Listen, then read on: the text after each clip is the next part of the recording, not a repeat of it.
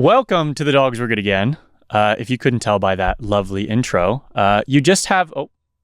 Oh no. All right. Well, you just have Javi and I today. I hope that's okay. The last few episodes have been pre-recorded while Taylor and I were in Europe, but we are back now, reunited with our dear son. And I have a lot that I would like to discuss with you. So let's get into it. Oh, that looks like a good dog. That's a good dog. Yeah, that looks like a good dog. A very good dog. First and most concerningly, while I was gone, it seems like a decent amount of people in LA, especially in the animal welfare world, and that's why this is uniquely annoying to me, have softened on a man named Spencer Pratt being our next mayor.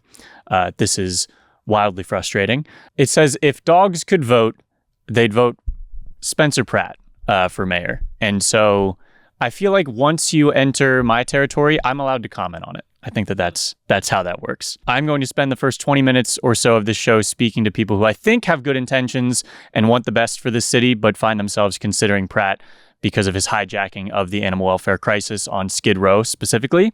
If you're not in LA, I invite you to just laugh at this guy with me. Pratt first gained notoriety as a reality TV personality. I think I can stop here, and it's good enough reason not to consider him. That show is called The Hills. I didn't watch it, but all summaries point to him kind of strategically being the villain throughout that. He admitted in his recent memoir that the more drama he caused, the bigger his check would be. He then burned through his millions, started an online crystal business, and eventually moved into his parents' house in the Palisades. That house burned down in the fires early last year. He used this newfound relevancy to publicly bash the handling of the fires by California's leadership, eventually announcing his candidacy back in January on the one-year anniversary of those fires. I'll pause there and point out that if your platform begins the moment you are inconvenienced, I do not trust that you will be a leader for all of your constituents. No political aspirations before... Again, he was directly affected by what he considered the city's poor handling of the Palisades fire. Spencer is a proud Republican. He voted for Trump, and he was endorsed by Trump just last week. He is pro-ICE. He frequently uses AI-generated ads like the one outside of my apartment and videos for social. It does look like he spent a long time with his prompt on that one, though, at least. We were commenting on how gorgeous that sunset is in the background. So at least he took his time with it. He denies the Sandy Hook school shooting and shared that in the literal company of Alex Jones. Pratt was arrested in Costa Rica in 2010 while trying to board a plane with hunting weapons. He was released and banned from re-entering the country. In 2010, he and his wife filed for divorce, then called it off and admitted publicly that the filing was a stunt to boost her career. He boasts about selling a pic of Mary-Kate Olsen to the tabloids when she was underage. Most notably from all of this, I think I could spend, the whole 20 minutes, just one after another, talking about the bat crazy things he's done. But this one, I think, summarizes it uniquely well. On April 29th, this just a couple weeks ago, he released a campaign ad where he stands in front of an Airstream trailer at the site of his burned down Palisades home and says directly to the camera, "This is where I live." The premise of the ad was to contrast himself with other candidates in this race. On May 13th, TMZ broke the story that Pratt has been staying at the Hotel Bel Air for over a month. If you're not familiar with LA, that is one of LA's most prestigious hotels. Most rooms are over $1,000 a night. His response on TMZ, he went on a TMZ podcast, was, "I don't live at the Hotel Bel Air. I don't live in the Airstream. I don't live in Santa Barbara. I don't have a house. They burned it down," is what he said about this controversy. He then texted Harvey, who he was doing the interview with later that day, and said, "I have never told anyone I lived there." The ad explicitly states, like he explicitly in the ad states, this is where I live. The Airstream got electricity hooked up 3 days before the TMZ interview and water just the day before. He has already inked a deal with Boardwalk Pictures for a show about him running for mayor. So what the are we doing here? This is the exact opportunistic playbook that Trump used to trick everybody twice. It's a con. And the playbook, again, is very specific and again, very transparent, at least to me. You're hugging me like a koala. You know, have you seen the videos where they're doing it with like a newborn baby and they're like, these are all the fun ways to hold your child. And it's like the arm bar. This is the arm bar where you put your arm like this and they grip your arm. That's this technique. So the exact playbook is create fear, create villains, shout about existing poor leadership, but offer punishment instead of policy. The villains in this story are, of course, homeless people. And this is where we cross paths with the animal welfare world. Pratt has built a major part of his campaign around what he calls a Skid Row dog abuse crisis. His direct quote on Bass and Karen Bass, our current mayor, and council member Nithya Raman, who are both running for mayor. In downtown LA, Karen Basura, what is that in Spanish again?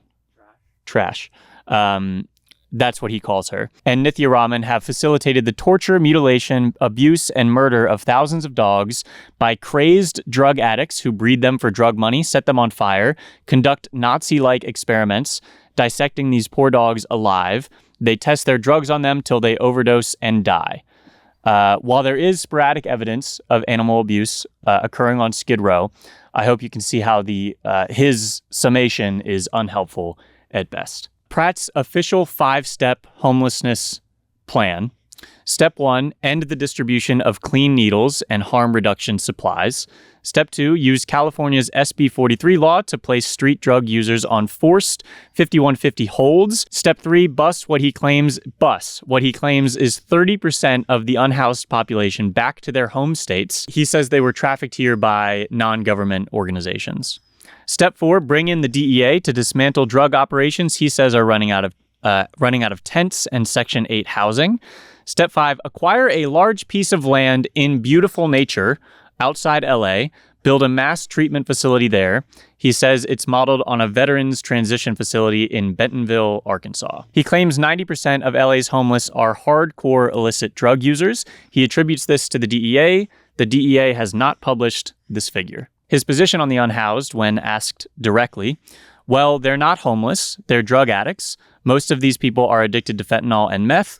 They are choosing to be on the streets and because they want to do drugs. They don't want rules, they don't want to listen, they want to have animals to abuse. Now, the unhoused in LA, if you live here, you know this, but they're at the heart of pretty much every political race we've ever had. It is a problem. It is impossible to ignore, but what happens next in most debates centers around whether you treat these individuals with a shred of humanity or not. Spencer falls into the or not category and has done so by prioritizing the animals on Skid Row. If you've been a fan of this show for a while, you know that one of my favorite sayings is that you cannot have animal welfare without human welfare. I believe his plan ignores the latter, and it's incredibly disheartening to see some of my peers in the animal rescue community ignore it too. Even more disheartening is that they would accept this absolutely vile man as their hero simply because he supposedly shares your empathy for animals. You hate homeless people more than you love dogs, is my conclusion. If you're passionate about helping unhoused people with pets, specifically on Skid Row, please check out The Street Vet. 15 out of 10 has done a couple clinics with them. Dr. Kwane has been on the ground here providing free vet care for over 15 years. They're a brilliant follow. Their mission, no judgment, just help, is the most effective way to help animals on Skid Row at the moment. Homelessness in LA is a complex issue. I don't think there's any It doesn't do us any good to pretend that it's simple or has simple solutions. It is very complex, and I'm not going to sit here and tell you that I have a full answer on how to fix it. But it certainly won't be fixed swiftly by our next mayor, regardless of who the mayor is. Our furthest left option barely satiates my lust for justice. We will likely not have our Mamdani moment anytime soon, just based on how the structure of the city's government is set up. This is a great video by a guy named Nick. He goes by Local Gov Guy on social. He pointed out that New York City is much more centralized. The mayor controls a huge budget and oversees major systems like housing, schools, police, transit, and city services. That's why Mamdani has been able to act so quickly on the policies that he ran with. LA is different. Power is split between the city of LA County, 88 separate cities, state agencies, and a bunch of overlapping departments. It almost is needlessly, it's on purpose how contrived it is. So in the video, he still uses homelessness as an example. In LA, street enforcement might be city, mental health services are county, housing vouchers are county, shelter beds can involve both. LASA is supposed to coordinate, but answers to both the city and the county. So when people say, why doesn't the mayor just fix homelessness? The answer is that the mayor does have power, but they do not control the entire system that would allow that change to happen. LA's mayor still has authority, a large budget, control of the LAPD, and public utilities, but it's only one slice of a much bigger region. Most of the power in LA actually sits with the 5 LA county supervisors who govern a county of around 10 million people. If we care about big issues like homelessness, housing, public safety, animal welfare, and services in LA, we probably need to pay way more attention to county government races. So to summarize, please don't get swindled by this asshole just because he has effectively weaponized your love for dogs. If you're curious, I have already voted for Nithya Raman. LA has a jungle primary where you can vote for anybody, and then the top 2 advance to the general election. I believe that if our incumbent, Karen Bass, who's likely going to be one of those 2, has to go against Spencer Pratt, she will likely make more and more concessions to the center or to the right than to double down on any actual leftist progressive policy. If she goes up against Nithya, then I believe we can have actual debates about real issues and maybe end up somewhere productive. Instead of whatever opportunistic insanity Pratt would have in store for us. All right, thank you for letting me get all of that off of my chest. I just didn't like that he kind of he's using the dogs to mask what is a truly embarrassing career and platform. And I don't like it. And it was really frustrating to see some of the rescues get really impassioned by his focus on animal welfare when it is just a distraction. You may be wondering where Javi was while Taylor and I were away. He was at a resort. He was very awkward at first, as you can see. This place has about 100 different cameras. So while you're away, you can stalk your own dog. It was actually fun to try to find him amongst the cameras each day. But sometimes when we found him, it was like this, where he was very isolated and just he's behind a tree in this one. Just kind of looking on ominously. Yeah. There he is again. So he would like to apologize for that awkwardness. By the end, he did really warm up to the other dogs, and we were able to take a screenshot of him at night, surrounded by little dogs, sleeping. Yeah, was that your crew? Was that your squad? So it's a place that we're absolutely comfortable with taking him back to if we ever need to leave. Yeah, he thrived there, and we're very fortunate that we found them. All right, the remainder of this episode I'm going to use to just talk about some of the most notable stories that happened while I was out. It's going to be a bit of a roller coaster, I apologize. But the first one is very, very delightful. This is Edward. He was given 6 months to live after being found as a stray. He had severe arthritis and spinal deterioration. His new family was determined to give him the best few months possible, so they introduced him to ice cream on a weekly basis. So every time he hears that song, he moves as quickly as he can to get his frozen treat. That was 27 months ago. So clearly the secret to a long life is weekly ice cream. Yeah. So jot that down. This one was fun. We spent a long time trying to figure out what our headline would be, and we ended on dog given only 6 months to live, still here 27 months after weekly ice cream was introduced. Then I had to bring back up Walsh, Dane, Sweet Pea, and Wiley. They are 4 service dog dropouts, and they basically equal one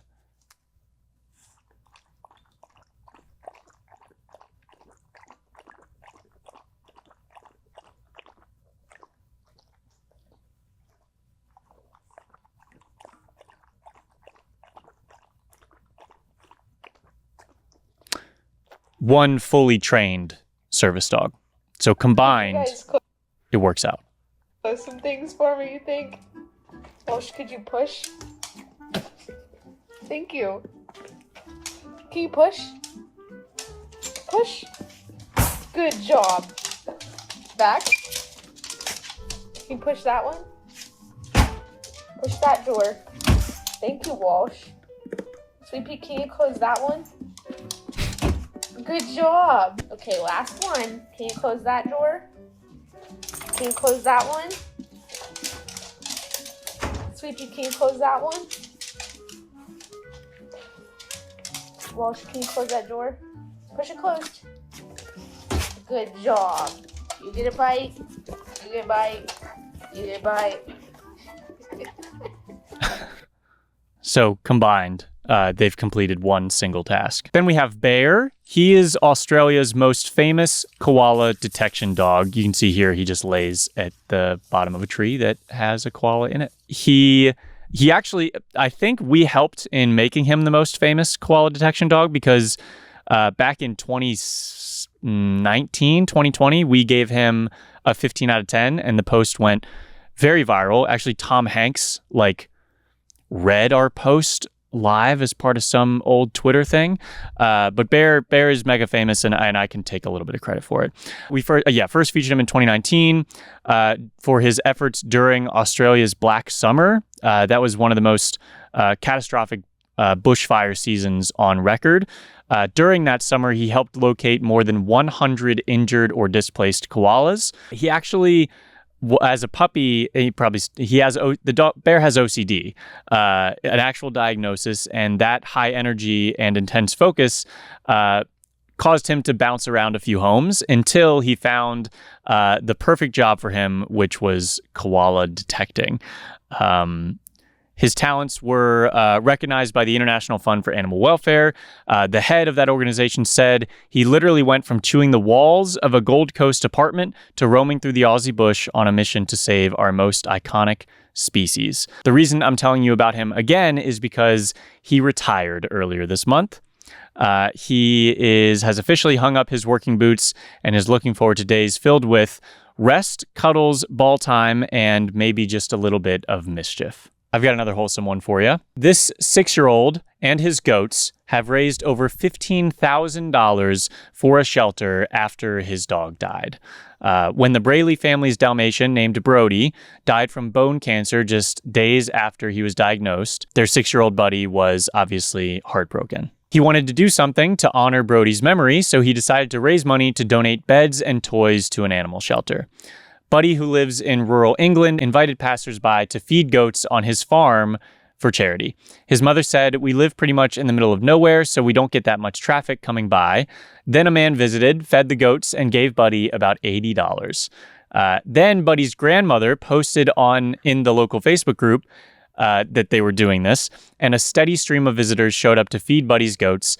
His mother then posted about Buddy's fundraiser, and dozens of people asked to contribute. She set up a GoFundMe, and in just days, more than $15,000 poured in from hundreds of people. Buddy said, "I think Brody is going to be really proud of me." Buddy's family has 17 chickens, 2 sheep, 2 goats, 4 horses, 4 ducks, a house pig named Percy, a cat named William, and a new puppy named Marley. Being around animals has really helped Buddy, who was in therapy to treat selective mutism, an anxiety disorder that made it challenging for him to speak in certain settings. They closed the article by saying, with a quote from Buddy, "Brody was super special to me because he would sleep with me in bed every night. He just looked after me, and he was the best boy in the world." Of course, I have to bring back up Frank, probably my favorite video of the year so far. Frank is a Great Dane who is at the vet for a routine checkup when he promptly decided that it was over. Yeah. He's doing pretty well. There's a small bump on the Oh my God!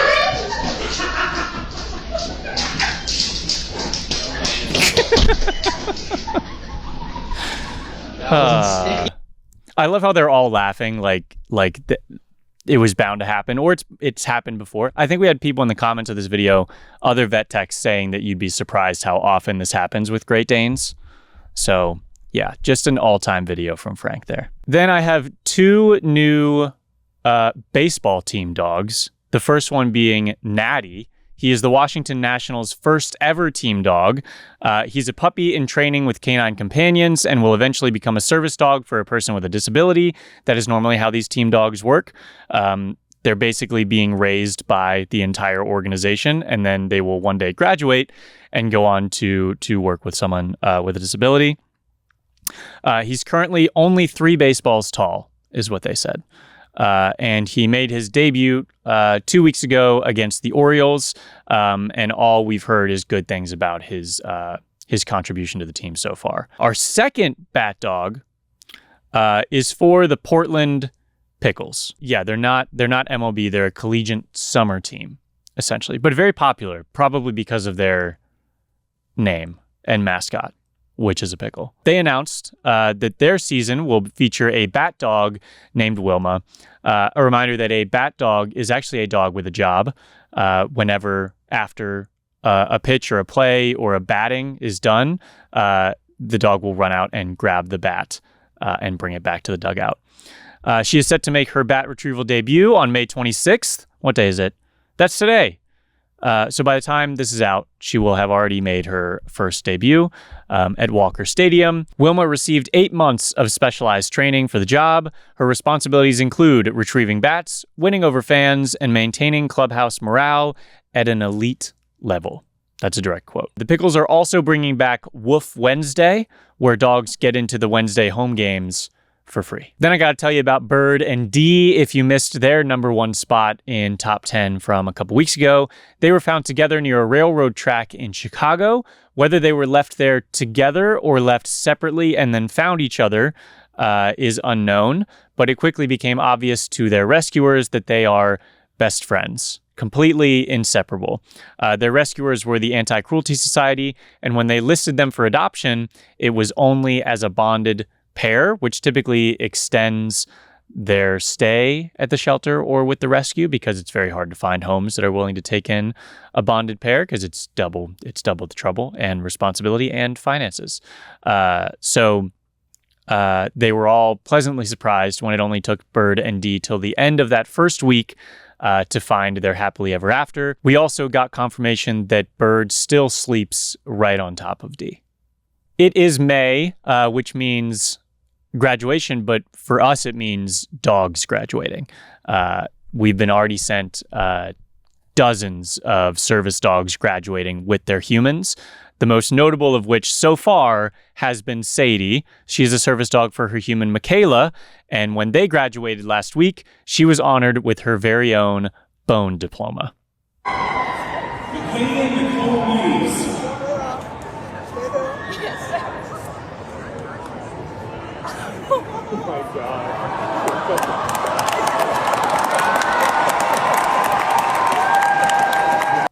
This is just the best. This is the best ever. This is just the best ever. Our last story of the day that broke before I left, but then continued through the first weeks of May, are the Ridgeland Farms Beagles. After months of activism, 1,500 of them were released from the testing facility in Wisconsin. Dane County Humane Society and the Beagle Freedom Project, which I've fostered from, they're wonderful, will help place 500, and Big Dog Ranch Rescue is rehoming the other 1,000. Ridgeland Farms is a commercial breeding facility that supplies beagles to animal testing labs, has been in the news for months following multiple break-in attempts this spring by activists attempting to free the dogs, sometimes successfully, as you see in that photo. The news comes one day after a court ruled the case against one of the organizers of those efforts can proceed to trial. Felony burglary charges are pending against 3 others. The founder of Big Dog Ranch credited the activists with raising awareness about the facility, but ultimately this was the most responsible way to get the dogs out. Ridgeland Farms agreed to sell a substantial majority of its dogs to groups that offered to purchase the animals, according to a statement from the facility. The terms of the negotiations and sale will remain confidential. So unfortunately, the only way that they ended up giving these dogs up was through a sale, but very glad that they chose to do so. After a special prosecutor was appointed in 2025 to investigate alleged violations of Wisconsin's animal cruelty laws, Ridgeland Farms reached a settlement to avoid criminal prosecution in which it will forfeit its license to sell dogs effective July 1st, 2026. It's estimated that Ridgeland Farms has roughly 2,000 beagles, so we hope to hear good news about the remaining dogs before that July deadline. As of recording, I do not believe we have. To all the dogs being released, we wish you many years in loving homes, and I do get to share that we now know where the vast majority of those dogs, we do know that the vast majority of those dogs have ended up in loving homes, or at least are in loving rescues at the moment. We have a video of, here's the first moments of 300 of them being outside for the first time. So as I said, these beagles are successfully making their way all across the country to loving forever homes and rescues, including this little guy who got to see the ocean. What is that? You want to go swim, buddy? What is that? Oh my God, it's instinct, huh? Yeah. Is that the water? You want to touch it? Oh my God. Cutie. Hi, cutie. What's that? That is so precious. All right, those are my stories that ended up being very wholesome after the initial 20 minutes. Some news. Javi is competing in a wiener dog race. So yeah, he will not be training. It's part of the Mountain Games in Vail, Colorado. We'll be there June 4th, 5th, and 6th. On June 4th and 5th, or June 4th, I'll be on the stage with adoptable dogs trying to get them adopted. On June 5th, I'll be with Javi the whole time, but on June 5th, I'll be counting down a top 5 mountain dogs. I've yet to really define what that means, but I think we'll have an avalanche rescue dog with me as well. And then Saturday, Javi will be on the big stage competing in a short dogs into house mountain race. It is a March Madness style bracket in which 16 dogs face off. I believe it's like races of 4 and then only one advances. I don't have really high hopes for us, but I think it'll be really entertaining regardless. I think we're going to have a video from it. So if you can't attend in person, it's a completely free event. So if you're in Denver or around the Denver area and you want to drive over, completely free, you can say hi to Javi and I and watch him go as fast as his little legs will carry him. That'll be a good time. And then I have to shout out two friends of the show. Did some big things while I was away. The first is Noah Khan released a new album, and it is delightful, and I appreciate the things you put into the world, sir. Thank you for that. And then huge shout out to my old roommate and very good friend, Rocky, Rock Burwell. He did all of the scoring and original music for Obsession, that new horror movie that is going to do like 100x its budget at the box office, which is phenomenal. If you haven't seen it already and you have the, the energy for a movie of that caliber in terms of the horror, go see it. It's very, very good. It sits with you. But yeah, just wanted to give him a huge shout out. We're very proud of you. Very cool to see your name on the screen. And I think that's everything from us. A little bit of an unconventional episode first week back, but next week we will have an adoptable special guest. But thank you for dealing with just Javi and I for this one. If you enjoyed this episode, give it a like, subscribe if you haven't already, and we'll see you next time with an adoptable special guest. I promise. Oh, that looks like a good dog. That's a good dog. Yeah, that looks like a good dog. A very good dog. Hey, that looks like a very good dog. Dog, is that your dog? If not, is there a way?